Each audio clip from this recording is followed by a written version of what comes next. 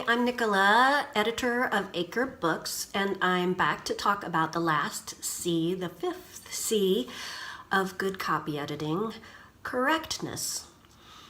Most people probably think they understand what I mean when I say correctness, and in part, they'd be correct. What I mean is grammatically correct. So when you are editing something, in particular, I would say expository prose, it's pretty clear what needs to be done to make the various sentences grammatically correct. I've talked in a past episode about the Chicago Manual of Style, which is a glorious resource. It's a wonderful book. I worship it. If you are interested in becoming a good copy editor or a good proofreader, you should go through Chicago carefully from cover to cover. Now, as I mentioned, expository prose is pretty straightforward as far as correctness goes. When you are editing a piece of fiction or a piece of poetry, however, things can get a little bit muddy. An example would be if you are editing a story that has a character, maybe it's even from the point of view of that character, and the character is not well educated. The dialogue is not grammatically correct. Even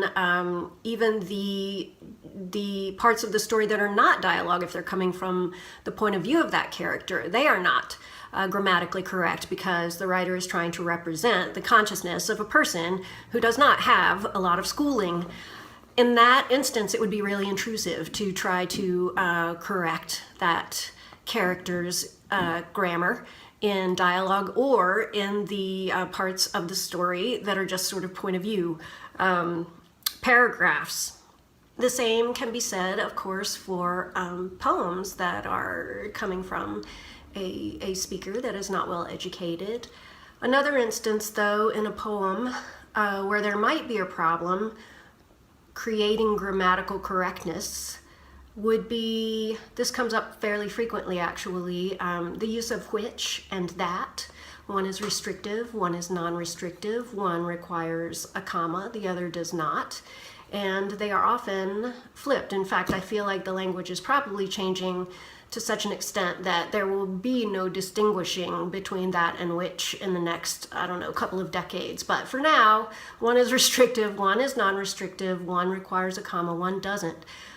When they are misused in a poem, though, you can't simply flip them. You can't switch which to that or that to which without changing the sound of that line. Those words sound very differently, and you have to think about the pause that the comma creates. So it's something that needs to be individually assessed every time it appears, and sometimes it's very clear that you can't change it, that the way it sounds and the rhythm needs to stay the same, even though that's a little grammatical incorrectness. Other times you can just ask the poet, can we flip this? It seems like it's not going to affect all that much. So again, just assessing that every case, in every situation. Something else related to correctness that a lot of people don't think much about when they're approaching particularly a piece of poetry or a piece of fiction is fact-checking, is making everything factually correct. When people think fiction, they think, well, it's fiction. But a lot of fiction is based on actual places, actual events, names of people, names of things, and you do have to do a good bit of fact-checking when you're editing a piece of fiction, even a piece of poetry. An example, I've got two poems right here that I'm gonna refer to that had some important factual problems. One is written about a little town in northern Italy, and in the very first stanza, in the very first line, the town is referred to, and it's referred to as Ferrara. When I looked up Ferrara, I discovered that the town in northern Italy, where I've never been, unfortunately, is called Ferrara. So things can get flipped in a writer's head, especially if it's not your native land or native language. Those are things that you just can't simply trust that the writer, even though the writer's been there and you haven't, you can't simply trust that the writer will always get that right. This next poem is a poem that mentioned a lot of trademarks. It was basically a very funny poem about the idea of trademarks. So in almost every line of the poem, and the poem is 3 pages long, trademark is mentioned. And the author, actually, the writer, did a pretty fantastic job getting 3 pages of trademarks described and spelled correctly. There were 3, however, that the writer did not get quite right. And she needed a copy editor, a fact checker to come in behind her and make sure, for example, that the blue W of word perfect actually read the blue W of Microsoft Word, because when you look it up, the blue W is Word, not word perfect. Easy mistake to make. Here's a reference to Chili's bar and grill, and is spelled out. It's actually Chili's grill ampersand bar. The other one that's listed here is Starbucks Green Mermaid. This is an instance in where the apostrophe was in the wrong place. So Starbucks is not Starbuck apostrophe S. There is no possessive in Starbucks. So if it is referring to Green Mermaid, Starbucks Green Mermaid, it would be S apostrophe. Another instance, Breyers ice cream. There's 2 E's. There are 2 E's in Breyers, not just 1. So those are instances too, where you just have to look things up, double check. Sometimes it's these tiny little changes that can slip right past you, and the good copy editor will just buckle down and fact check everything, and the writers are usually pretty happy with a good, conscientious copy editor's work.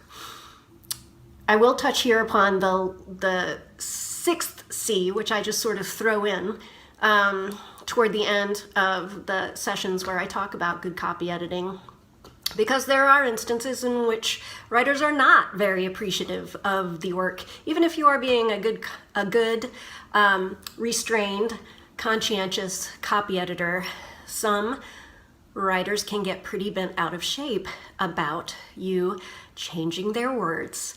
And the 6th C I call cool. People have introduced, some of my volunteers have introduced some other C's. I think Don Peteroy was one who introduced chastity as a potential 7th C. Chastity is not required to be a good copy editor, though I don't know, maybe for him it was. But keeping your cool is an extremely important quality in a copy editor. I like to bring this up when I'm talking about correctness, because I think that frequently the reason that people have adverse reactions to being edited has to do with the feeling that they are feeling that you are correcting them. No one likes to be corrected. And it is not that you are actually correcting them, or I hope you are not, actually thinking, oh, I'm correcting you, you're wrong and I'm right. That's really kind of a disastrous approach to copy editing. I think that the best way to achieve what you want to achieve as a copy editor, and to help the writer achieve what the writer wants to achieve with a particular piece, is to come at it as a helper. I've mentioned this over and over again in the series, but you are a close, sensitive reader. You're tuning in and working with the writer to help the piece achieve its ideal form. So not only do you need to keep your cool, you can also, I think, help the writer cool down by not reacting when someone gets angry or accusative or doesn't understand the change that you made. Sometimes the reaction is because they don't grasp the problem to begin with. And in that case, you will need to just find a way to gently, without insult, explain why you were making that change. But hopefully these guidelines, the C's of good copy editing, will give you a framework for approaching writers about why you made a particular change and help you distinguish between a change that is necessary and a change that is not necessary, a change that is intrusive. So I hope it's been helpful, and thanks for tuning in. And I look forward to bringing you some more fun editorial content in the weeks and months to come. So keep an eye on the channel, and see ya.